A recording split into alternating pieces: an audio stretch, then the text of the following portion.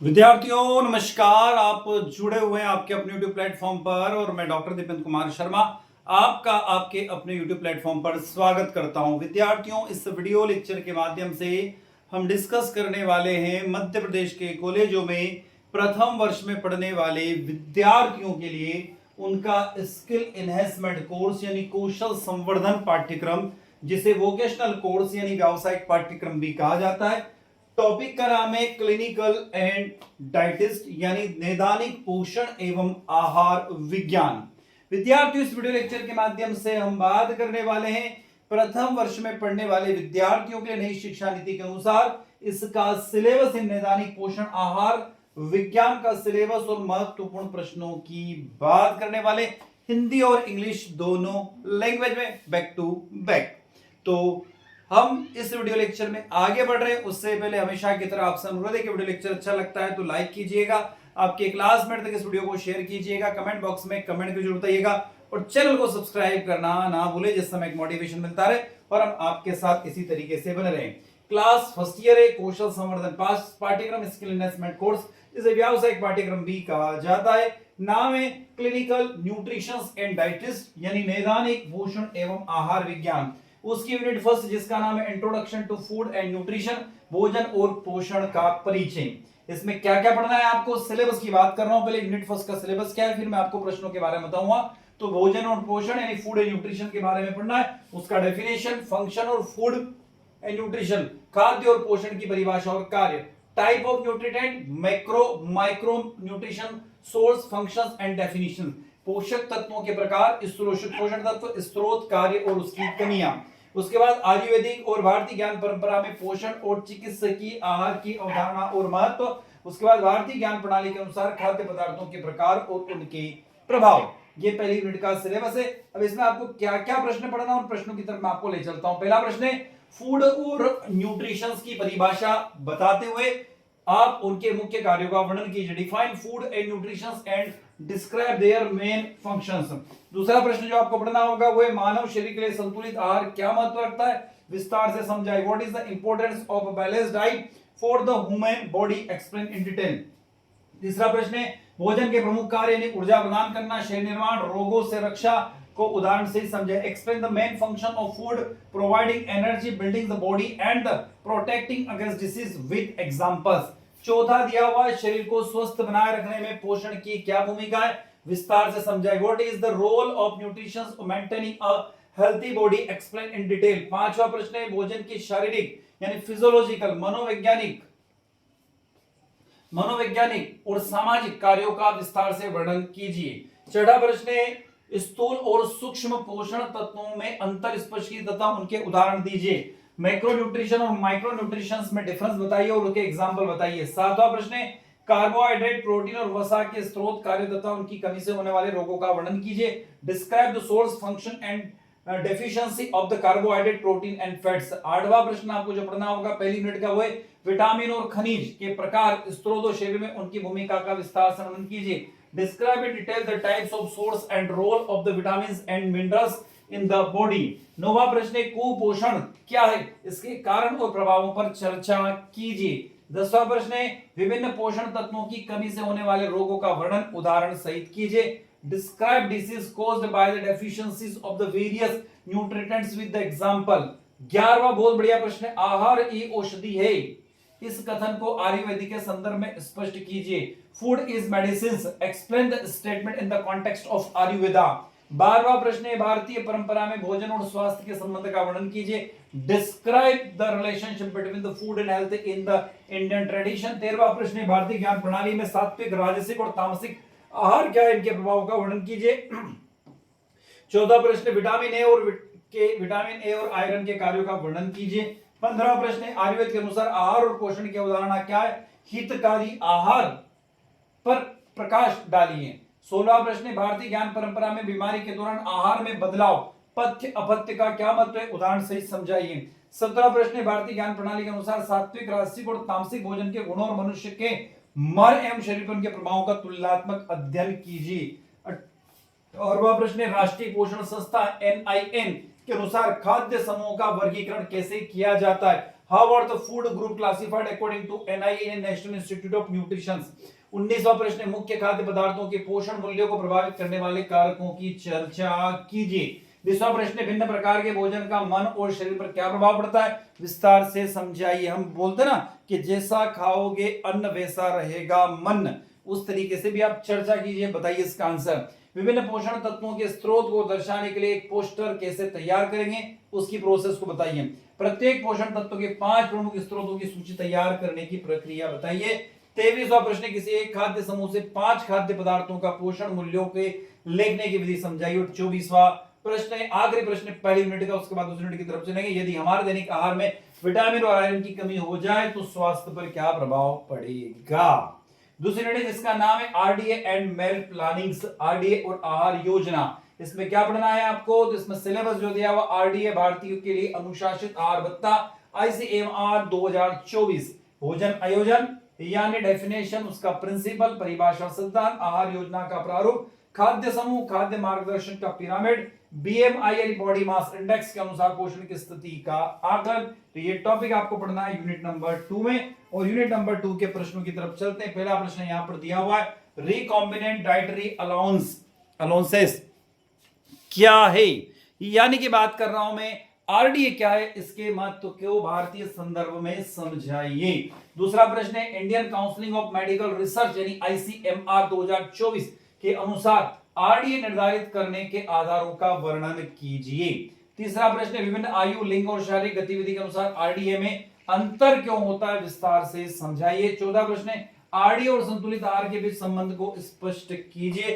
5वां प्रश्न, बच्चों, किशोरों, गर्भवती एवं स्तनपान करने वाली महिलाओं के लिए आरडीए का महत्व समझाइए। छठा, आहार योजना यानी मेल प्लानिंग की परिभाषा देते हुए इसके मुख्य सिद्धांतों का वर्णन कीजिए। 7वां, संतुलित आहार योजना बनाते समय किन किन कारकों का ध्यान रखना चाहिए।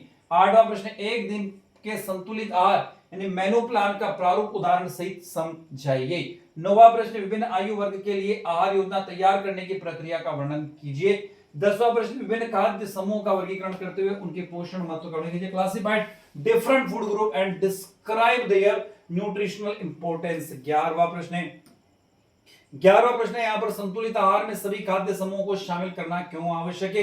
Why is it essential to include all food groups in a balanced diet? 12वां प्रश्न, खाद्य पिरामिड यानी फूड गाइड पिरामिड्स क्या है, इसके विभिन्न स्तरों और उनके महत्व को समझाइए।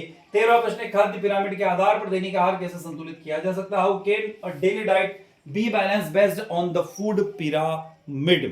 अगले प्रश्न की तरफ चल रहे हैं। 14वां प्रश्न, बॉडी मास इंडेक्स यानी बीएमआई क्या है, इसकी गणना की विधि का वर्णन कीजिए। 14वां प्रश्न, what is the body mass index यानी BMI, explain its calculation methods and importance. अगले प्रश्न की तरफ चल रहे हैं। प्रश्न क्रमांक 15, बीएमआई के आधार पर व्यक्तियों के पोषण की स्थिति यानी अंडरवेट, नॉर्मल, ओवरवेट, ओब्स का मूल्यांकन कैसे किया जाता है। 16वां प्रश्न, बीएमआई के लाभ और सीमाओं पर चर्चा कीजिए। Discuss the benefits and limitations of body mass index. 17वां प्रश्न, विभिन्न आयु समूह के लिए आरडीए का चार्ट बनाने की प्रक्रिया को समझाइए।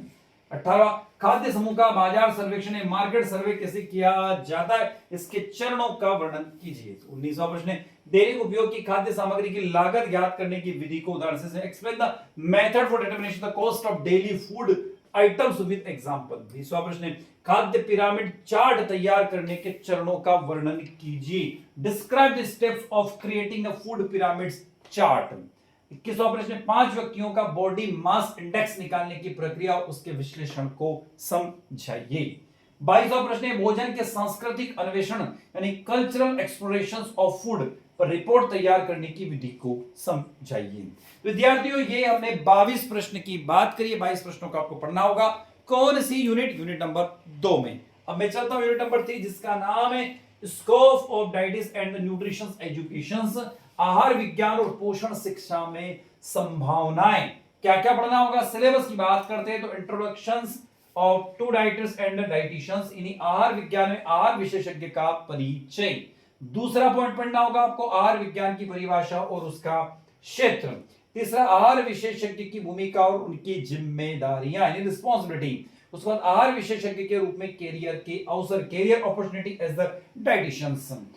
तो अगला दिया हुआ पोषण शिक्षा अवधारणा और पोषण एवं स्वास्थ्य शिक्षा कार्यक्रम संक्षिप्त में। तो यूनिट नंबर 3 में अब क्या क्या पढ़ना होगा, उस यूनिट नंबर 3 की तरफ में आपको यात्रा को हम ले चलते हैं। यूनिट नंबर 3 में पहला प्रश्न है आहार विज्ञान क्या है, इसके प्रमुख उद्देश्यों का वर्णन कीजिए। दूसरा प्रश्न आपको बोर्ड पे दिख रहा है, स्क्रीन पर दिख रहा है, आहार विशेषज्ञ ने डाइटिशियंस की परिभाषा देते हुए उनके कार्य क्षेत्र को स्पष्ट कीजिए। तीसरा प्रश्न है आहार विज्ञान के विकास और वर्तमान महत्व पर प्रकाश डालिए। Highlight the development and current importance of dietitian. चौथा प्रश्न है स्वास्थ्य सुधार में आहार विज्ञान की भूमिका का विस्तृत वर्णन कीजिए। Describe the role of dietician in health improvements. पांचवा प्रश्न है आहार विज्ञान की परिभाषा दीजिए तथा इसके विभिन्न क्षेत्रों को विस्तार से समझाइए। Define dietetics and explain its various field in detail. छठा प्रश्न है क्लिनिकल कम्युनिटी और फूड सर्विस डाइटिक्स में अंतर स्पष्ट कीजिए। Different between the clinical community and the food service डाइटिस्ट। सातवां प्रश्न आहार विज्ञान के अंतर्गत आने वाले प्रमुख कार्य क्षेत्रों का वर्णन कीजिए। Describe the major area of work with डाइटिस्ट। आठवां आधुनिक जीवन शैली में आहार विज्ञान की उपयोगिता पर चर्चा कीजिए। नौवां एक आहार विशेषज्ञ की भूमिका मुख्य भूमिका और जिम्मेदारियों का वर्णन कीजिए। दसवां प्रश्न रोगियों के उपचार में आहार विशेषज्ञ की भूमिका को उदाहरण से समझाइए। 11वां अस्पताल में कार्यरत आहार विशेषज्ञ के कर्तव्यों का वर्णन कीजिए। 12वां सामुदायिक स्वास्थ्य कार्यक्रमों में आहार विशेषज्ञ की भूमिका पर चर्चा कीजिए। नेक्स्ट 13वां आहार विशेषज्ञ के रूप में उपलब्ध विभिन्न कैरियर विकल्पों का वर्णन कीजिए। 14वां प्रश्न एक सफल डाइटिशियन बनने के लिए आवश्यक योग्यता और कौशल क्या है। What is the qualification and skill required to become a successful dietician. आगे चलते भारत में डाइटिशियन के लिए रोजगार के अवसरों पर प्रकाश डालिए। Highlight the employments opportunity for the डाइटिस्ट इन द इंडिया। 16वां निजी प्रैक्टिस के रूप में डाइटिशियन के कार्य क्षेत्र को समझाइए। 17वां पोषण शिक्षा की अवधारणा क्या है, इसके उद्देश्यों को स्पष्ट कीजिए। What is the concept of nutrition education, explain its objective.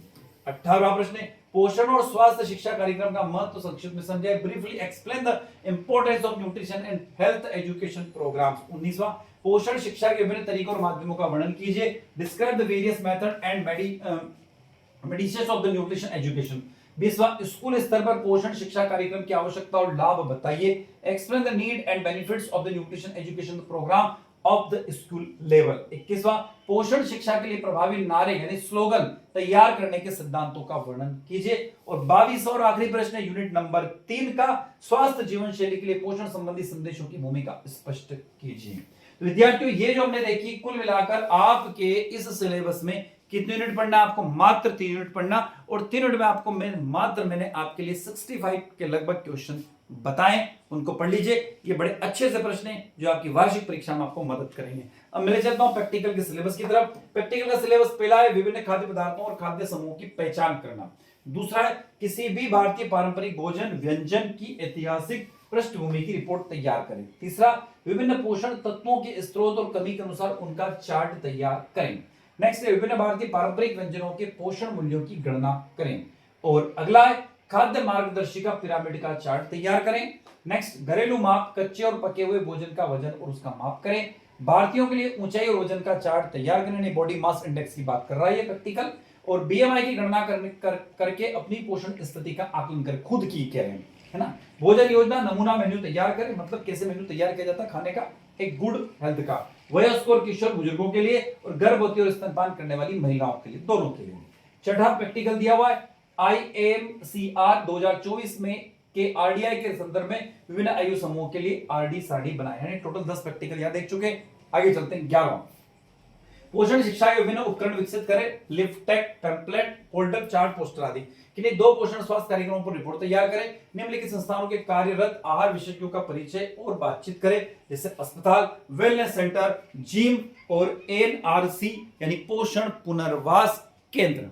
तो विद्यार्थियों ये जो मैं यहाँ पर डिस्कस कर रहा हूँ, ये जो बता रहा हूँ, ये प्रैक्टिकल का सिलेबस है। तो यहाँ पर हमने पहली यूनिट के अंदर आपको 4 प्रैक्टिकल के बारे में बताया गया है पहली यूनिट में। दूसरी यूनिट की तरफ जब हम चलते हैं तो यहाँ पर प्रैक्टिकल की संख्या बढ़कर हो जाती है 6, यानी 6 और 4 10। और 30 यूनिट में जो प्रैक्टिकल बताया गया वो 3 है। तो इस तरीके से टोटल 13 प्रैक्टिकल है। इन 13 प्रैक्टिकल में से आप कितने प्रैक्टिकल, तो कम से कम आपको 8 या 9 प्रैक्टिकल तैयार करने होंगे अपनी प्रैक्टिकल डायरी में, यानी कि प्रैक्टिकल रिकॉर्ड में।